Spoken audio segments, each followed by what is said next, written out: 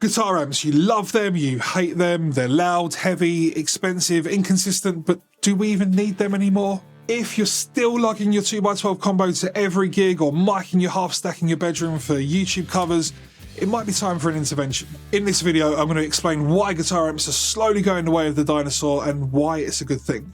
First off, traditional amps aren't exactly practical. Let's break it down. Tube amps are as heavy as you feel it in your back, your wallet, your soul. To sound good, most tube amps need to be loud to like call the police loud. Tubes go bad, speakers blow, knobs get dusty and crackle. It's like owning a vintage car that occasionally catches fire. If you want a clean Fender tone and a brutal metal crunch in one gig, then get ready to haul 2 rigs or a pedal board that looks like a NASA control panel. Meanwhile, your bassist plugs straight into the PA and is home before you even wrapped your cables. Devices like the Line 6 Helix, Kemper, Neural DSP Quad Cortex, or even just your laptop have changed the game. These tools don't just imitate amps, they are amps now.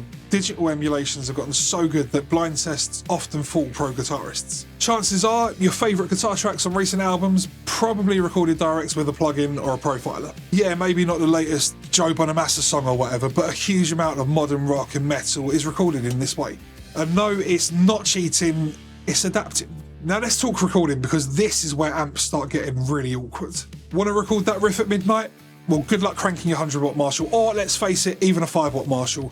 But with amp sims, you're silent, efficient, and don't risk eviction. Your neighbours, they'll thank you. The pros of recording without amps: total volume control, infinite tone recall, the ability to edit after tracking, and no mic placement gymnastics. Most home studios today are 100% amp-free, and honestly, they sound better for it. Before I carry on, please subscribe if you're enjoying this video. I make guitar-related videos like this all the time, and I'd love to have you as a subscriber. Thank you. But what about live shows? Surely you need an amp there, right? Nope. In 2025, you can run direct to the PA, get consistent sound every night, and never worry about mic bleed, bad room acoustics, or dragging a refrigerator-sized amp upstairs. You wouldn't believe the size of the rigs that I've used in tiny venues before, like live-in amp racks, multiple heads. It's not embarrassing at all. Still love the feel of an amp behind you? It's fair enough, you Luddite. There is a middle ground. You can always run modelers into full-range cabinets for more of an on-stage kind of feel, or use load boxes with your real amp to get silent, mic-free tone to the PA. It's not about killing amps, it's about freeing yourself from their limitations.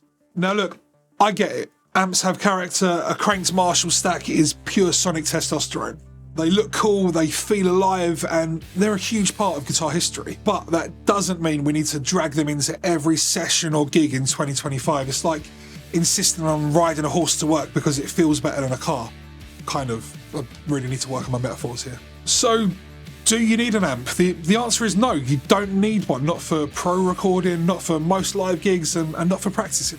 Amps are now optional, like vinyl records or film cameras. Cool, nostalgic, but not essential. You can still love amps, but you just don't need one to sound amazing. The future is here, it's light, it's quiet, it's portable, has perfect tone. But sometimes quiet, lightweight, and perfect is boring. Maybe you don't want to sound like every other person that's using the same neural amp sims, no matter how technically perfect it is. And that's why I've just bought this load box over here, the Amp Central Evo from Red 7, so I can use my big, heavy, inefficient, expensive tube heads. And that's why I still gig with a real cab and a real power amp. I embrace modern technology. Like, for example, I use the Helix for my preamp and effects, but then I'd go into a real Class AB power amp and guitar cab to create a hybrid rig. Because there is nothing worse at a gig. You're there to see a band that you love, you're at the front, and all you hear is drums featuring vocals. And in most smaller venues, that's what the audience is experiencing because of the lack of amps on the stage. Most of these venues, they're not equipped to be able to deal with this kind of setup. They don't have the front fills necessary. They don't have PAs that are geared up to be used in this kind of way. They're very good PAs, but they're not magic. So tell me, what's your rig? Are you all digital, or are you still hauling a twin reverb up 3 flights of stairs for that one blues gig, or maybe you're hybrid like me? So hit that like button if your back hurts just thinking about a half stack, and remember, it's not about what you use, it's about what you do with it. Something like that. I recently made this video about guitar trends in 2025. Please check it out because I think that you'll enjoy it. Thanks for watching.